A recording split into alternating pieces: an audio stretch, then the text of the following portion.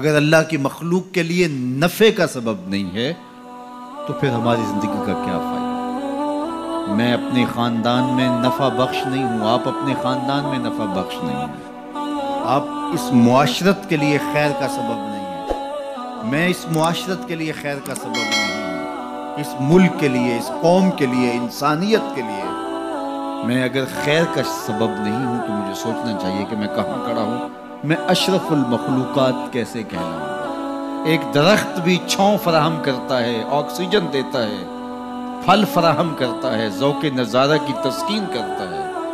اور جب کچھ باقی نہیں رہتا تو وہ لکڑی کا کام دیتا ہے، اور اگر وہ اتنا کمزور پڑ جائے کہ اس سے کوئی چیز نہ بن سکے تو پھر بھی مٹتا مٹتا تمہاری ہنڈیا پکا کے جاتا ہے، تمہاری ضرورت کو پورا کرتا ہے، تمہارے ایندھن کے کام آتا ہے۔ وہ بوڑھی بھینس جو اب دودھ دینے کے اور بچے دینے کے قابل نہیں رہی، اب اس سے تم کوئی نفع نہیں لیتے، لیکن وہ جاتے جاتے رخصت ہوتے ہوتے جو ہے وہ تمہاری غذائی ضرورتوں کو پورا کر کے جاتی ہے، اور اگر تم اس سے غذائی ضرورتیں پورا نہیں کرتے، تم کہتے ہو کہ نہیں یہ اتنا بوڑھا وجود ہے،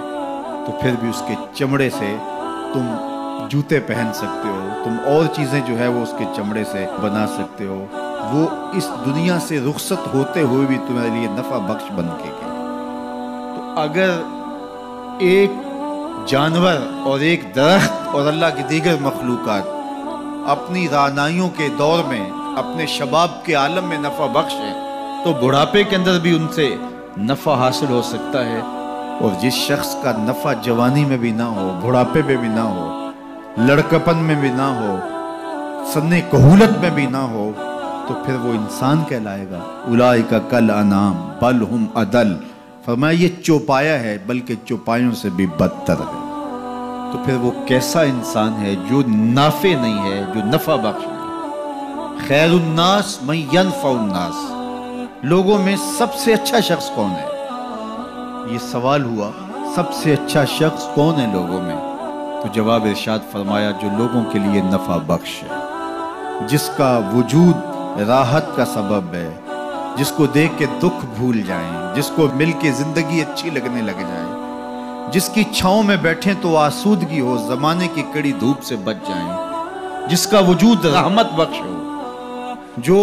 لوگوں کی ہدایت کا سبب ہو، جو لوگوں کے لیے خیر کا ذریعہ ہو۔ اللہ کے محبوب علیہ السلام کے ایک فرمان کا مفہوم یہ ہے کہ خیر کی چابی بن جاؤ اور شر کا تالا بن جاؤ۔ یہ زندگی میں اصول اختیار کر لو، خیر کی چابی بنو اور شر کا تالا بنو، تم سے خیر کے دروازے کھلے اور تم سے شر کے دروازے بند ہو۔ کبھی ایسا نہ بننا کہ تم شر کی چابی بنو اور خیر کا تالا بنو۔ تم جہاں رکو، جہاں ٹھہرو، جہاں سے گزرو، وہاں خیر پھیلتی چلی جائے، تمہاری مہک سے لوگوں کے مشام ہستی معطر ہو، لوگوں کے دلوں میں، آنگن میں بہاریں آئیں کہ یہ شخص آیا ہے، گزرا ہے، تم ایک تازہ ہوا کے جھونکے کی طرح جہاں سے گزرو، اور تمہاری مہک سے لوگ دیر تک سرشار رہے کہ یہاں سے کوئی گزر کے گیا ہے، نہ یہ کہ تم جن راہوں سے گزرو وہاں کانٹے بکھیرتے چلے جاؤ، بعد میں وہاں کو چلے تو اس کے پاؤں زخمی ہوں۔ تو فرمایا تم خیر کی چابی بنو اور شر کا تالا بنو،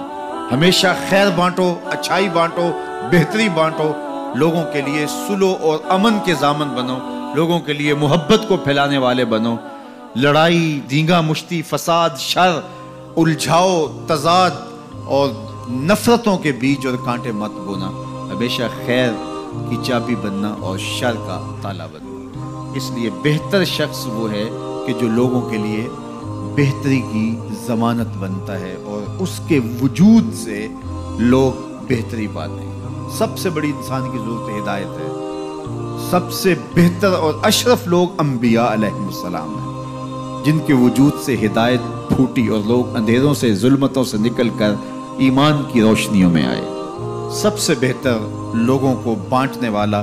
لوگوں کے لیے نفع بخش وہ شخص ہے جس کا وجود ہدایت بانٹتا ہو، جس کا وجود خیر بانٹتا ہو۔